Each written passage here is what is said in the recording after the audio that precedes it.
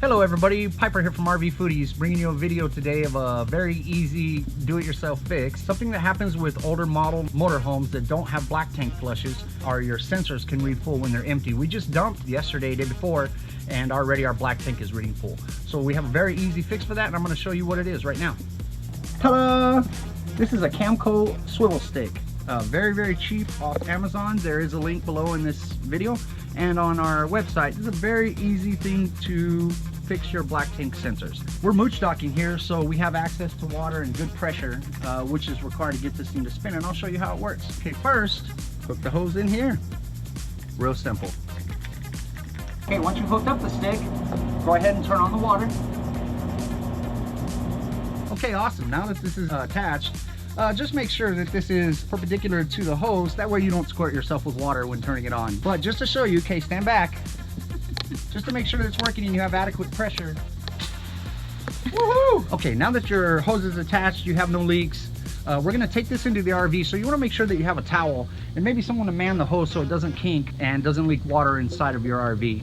So we're shut off here after I soak myself, and now we'll go inside and I'll show you how to fix the tank. We're in here inside the RV now, and like I said, we dumped yesterday or day before, I can't really remember, but we should nowhere near be full. This bounder has a 50-gallon gray water and 50-gallon black water, so it should be nowhere near full. And if you look here, 1 is for number 1, 2 is for number 2, and it shows us completely full, which is a false reading because probably something's gunked up on those sensors. And given that this is a really old RV, they have stuff on them. We, however, do not use our black tank for number 2 or really number 1. We just kind of use it as extra water storage until we can get our composting toilet hooked up.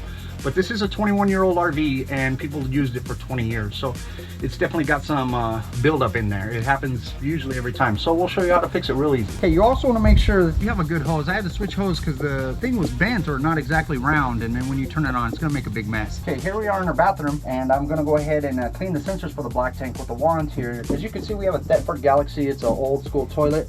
So what you're going to do is just open it up here and put this thing down into it. It goes kind of at an angle, so just be gentle, don't force it, it'll go down there, and then turn it on. You can hear it working really well. And then what I like to do is go all the way down the bottom. You can hear it hitting the bottom, don't do it too hard, and then slowly bring it up and down.